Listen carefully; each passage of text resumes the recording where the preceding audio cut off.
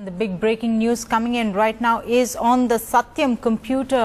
सत्यम computer services limited में करोड़ों रुपए के अकाउंट घोटाले में रामलिंगा राजू को दोषी पाया गया है। Stock manipulation, accounting fraud, lake of corporate governance, family involvement in fraud, poor audit. हम बात कर रहे हैं इंडिया के लार्जेस्ट कॉर्पोरेट फ्रॉड की, सत्यम घोटाला। जी हाँ, फिलहाल अब तक का ये सबसे बड़ा कॉर्पोरेट फ्रॉड है। सत्यम के प्रमोटर और founder mister B Ramalingam Raju ने सबको चौंका दिया एक लेटर लिखकर अपने बोर्ड ऑफ डायरेक्टर को, जिसकी कॉपी इन्होंने सेबी और स्टॉक एक्सचेंज को भी दी। बड़ा ही इमोशनल लेटर लिखा था मिस्टर राजू ने, जिसमें उन्होंने कहा कि बड़े दुख और बर्डन के साथ उन्हें ये बताना पड़ रहा है कि कंपनी की बैलेंस शीट में गड़बड़ है। उन्होंने कंपनी के एसेट को बहुत ज्यादा दिखाया है, कैश को बहुत ज्यादा दिखाया है और लायबिलिटी को कम करके दिखाया है। आसान भाषा में अगर आप समझें तो उन्होंने कंपनी की बुक में अपनी लेनदारियों को बढ़ाकर बताया था और देनदारियों को कम करके बताया था। राजू ने ये कहा कि ये सारा गणित उन्होंने अपनी कंपनी को बचाने के लिए किया था, लेकिन जब इस केस की परतें खुली तो लोगों की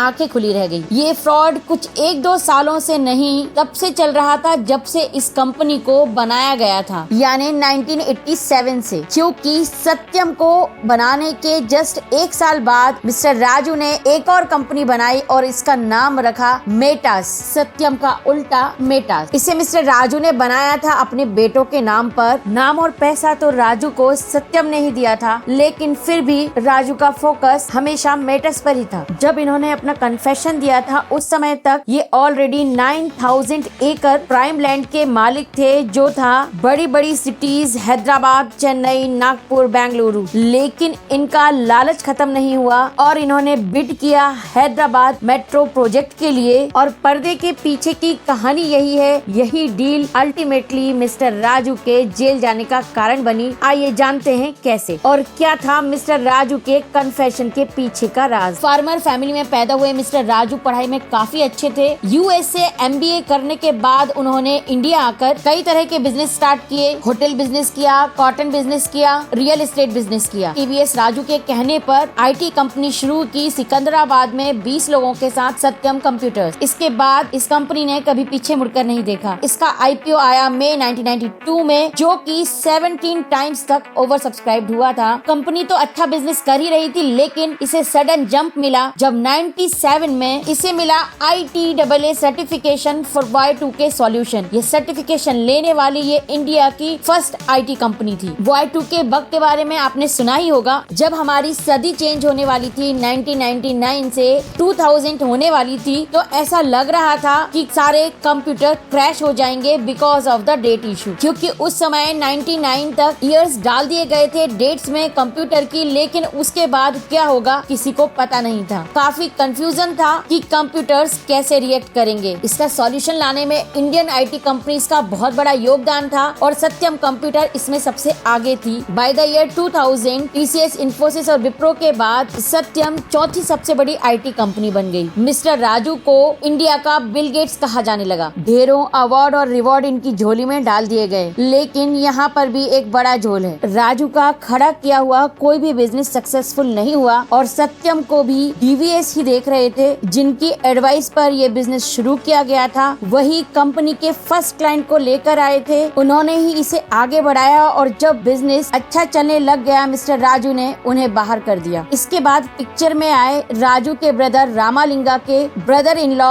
मिस्टर श्रीनी, जो कि एक इंजीनियर थे और ऑलरेडी टेक्सास इंस्ट्रूमेंट जैसी बड़ी कंपनी में काम कर चुके थे। ये Y2K सॉल्यूशन वही लेकर आए थे। मिस्टर श्रीनी ने इस बिजनेस को इतना बड़ा बना दिया था कि उनकी एक सब्सिडरी सत्यम इन्फोवे नैस्डैक में लिस्ट होने वाली थी और मिस्टर राजू समझ गए थे कि इससे भी बड़ा पैसा कमा सकते हैं और उन्होंने अपनी इस कंपनी से मिस्टर श्रीनी को भी आउट कर दिया और दोनों ब्रदर्स ने मिलकर सत्यम कंप्यूटर के सारे ऑपरेशंस अपने हाथ में ले लिए और फिर तो घोटालों का इतिहास ही रच दिया। The great Ketan Parekh K10 scripts के बारे में आपने सुना ही होगा, जिसमें काफी हाई मैनिपुलेशन हुआ था। सत्यम उन स्क्रिप्ट्स में से एक ही। अगर आप चाहते हैं कि हम केतन पारेख पर एक डिटेल्ड वीडियो बनाएं तो कमेंट जरूर करें। कंपनी ने अकाउंटिंग के लिए खुद का ही अकाउंटिंग सॉफ्टवेयर यूज करना शुरू कर दिया और जानबूझकर उसमें कई सारे लूप होल्स डाले गए जिससे डाटा को मैनिपुलेट किया जा सके। कंपनी का प्रॉफिट मार्जिन मात्र 3% था, लेकिन इसे बढ़ा चढ़ाकर 26% तक दिखाया जा रहा था। फर्जी बिल बनाकर 2 तरह के बिल बनाए जाते थे। एक में लिखा होता था H यानी इसे छुपाना होता था हाइड, और दूसरे बिल में लिखा होता था S यानी C,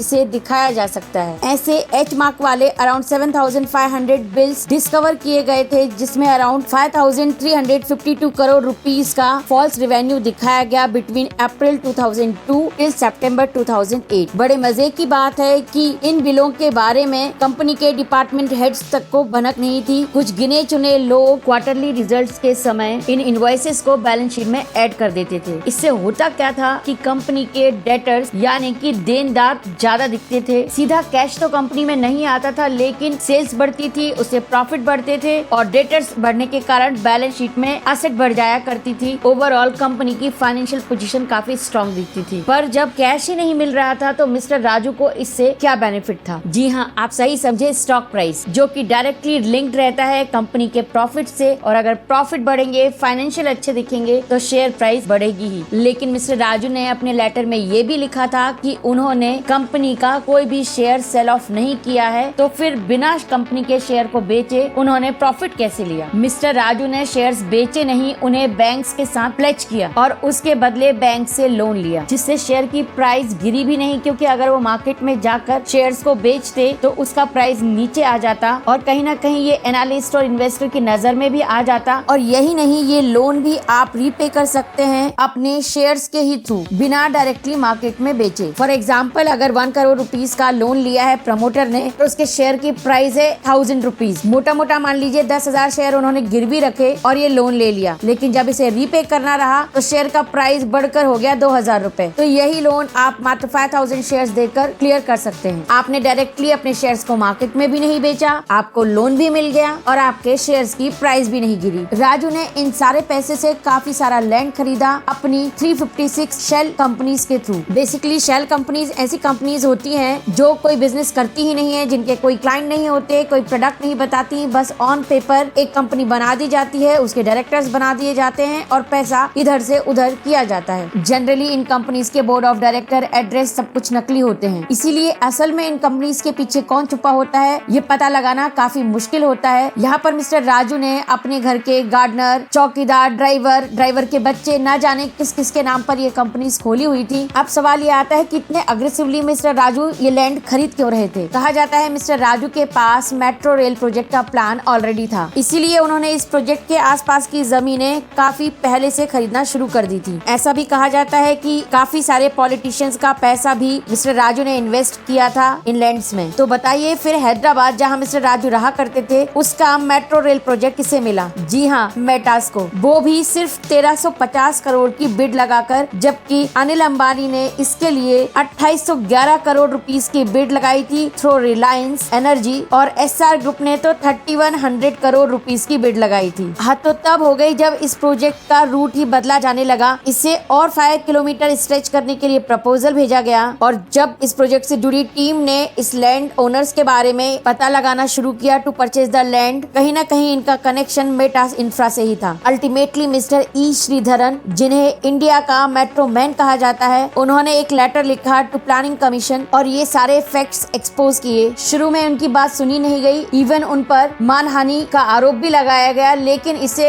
मिस्टर राजू की मुसीबतें काफी बढ़ गईं, क्योंकि 2009 में चुनाव भी आने वाला था। इसीलिए सारे पॉलिटिशियंस ने मिस्टर राजू से अपना पैसा वापस मांगना शुरू कर दिया। अगर ये नॉर्मल कोर्स ऑफ एक्शन होता तो बड़े ही आसानी से बड़ी ही कीमतों पर लैंड्स को बेचकर मिस्टर राजू अच्छा खासा प्रॉफिट भी दे सकते थे, लेकिन कहते हैं ना, ऊपर वाले की लाठी में आवाज भी नहीं होती। 2008 का ग्लोबल स्लोडाउन आपको याद ही होगा, उसके कारण सारी प्रॉपर्टीज के रेट गिर गए थे, इवन खरीदार भी ढूंढना मुश्किल था। फिर सत्यम पर भी उंगलियां उठाई जाने लगी, काफी सारे क्लाइंट्स इनकी सर्विसेज पे कंप्लेंट करने लगे। ये तो होना ही था, क्योंकि जिन्होंने इस कंपनी को खड़ा किया था, बड़ा किया था, उन्हें तो मिस्टर राजू ऑलरेडी कंपनी से आउट कर चुके थे। लेकिन मिस्टर राजू ने अभी भी हार नहीं मानी और उन्होंने एक मास्टर स्ट्रोक खेला, क्योंकि सत्यम की सारी शेयर होल्डिंग तो वो खत्म कर चुके थे, उससे मुनाफा ऑलरेडी कमा चुके थे। अब उसके शेयर प्राइस गिरने से उन्हें कोई लॉस नहीं होने वाला था, इसीलिए उन्होंने सोचा कि सत्यम और मेटास को मर्ज कर दिया जाए। इससे ये बेनिफिट होता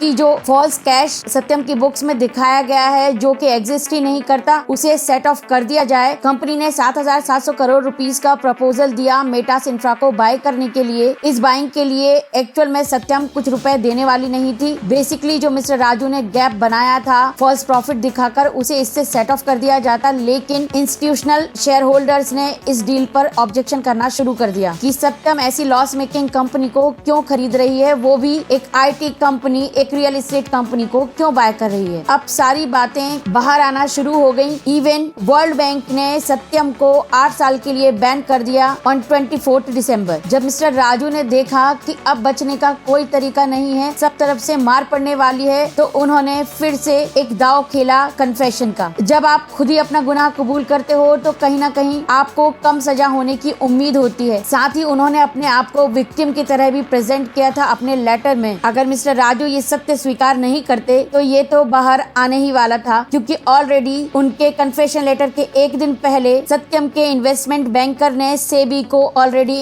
इन्फॉर्म कर दिया था कि सत्यम में कहीं ना कहीं बड़ी गड़बड़ चल रही है। इस सारे मामले के आने के 6 साल बाद 2015 में मिस्टर राजू को अरेस्ट किया गया था। 7 इयर्स की जेल हुई उन्हें, 5 करोड़ का एक जुर्माना भी लगाया गया। 14 इयर्स के लिए दोनों ब्रदर्स को शेयर मार्केट से बैन कर दिया गया था। लेकिन रिसेंटली सेट यानी सिक्योरिटीज अपीलेट ट्रिब्यूनल, जो कि ऐसे कॉर्पोरेट लीगल मामले देखती है, उन्होंने सेबी के इस ऑर्डर पर रोक लगा दी है और अब कहा है कि आप फिर से इस पीरियड को रिव्यू कीजिए, यानी मिस्टर राजू और उनके ब्रदर को हो सकता है अब स्टॉक मार्केट में ट्रेडिंग के लिए परमिट भी कर दिया जाए। अप्रैल 2009 में सत्यम को टेक महिंद्रा ने एक्वायर कर लिया और ये बन गई इंडिया की 5th largest IT company. Recently mister Mahindra ने ये कहा एक इंटरव्यू में कि वो वैसे भी सत्यम को बाय करना चाहते थे, पहले से ही उनकी नजर सत्यम कंप्यूटर्स पर थी। इसका सबसे बड़ा बेनिफिट मिला कंपनी के एम्प्लॉइज को, उन्हें अपनी नौकरी से हाथ धोना नहीं पड़ा। लेकिन एक रिपोर्ट के हिसाब से अराउंड 14,000 करोड़ रुपीस का नुकसान हुआ सत्यम के शेयर प्राइस गिरने से इसके इन्वेस्टर्स को। वैसे भी फ्रेंड्स, हमेशा एक्सपर्ट्स ये कहते हैं in case of corporate action सबसे पहले उस कंपनी के शेयर्स को बेच देना चाहिए। जिन्होंने इस रूल को फॉलो किया होगा उन्हें शायद कम नुकसान हुआ होगा, लेकिन अभी भी बहुत सारे सत्य हैं जो बाहर आने बाकी हैं। नेटफ्लिक्स की एक चर्चित सीरीज बैड बॉय बिलियनियर्स में भी इसके एपिसोड्स आने वाले थे, लेकिन मिस्टर राजू ने इस पर रोक लगा दी थी। यानी अभी भी उनका इन्फ्लुएंस कितना है आप समझ सकते हैं। फिलहाल वो हेल्थ ग्राउंड बेसिस पर बेल पर रिहा हैं। आपको हमारी इन्फॉर्मेशन कैसी लगी कमेंट जरूर करें, और अगर आपने कुछ वैल्यूएबल इनपुट्स लिए हैं तो वीडियो को लाइक करना ना भूलें। Be informed, be profitable and keep watching wealth academy. Thank you.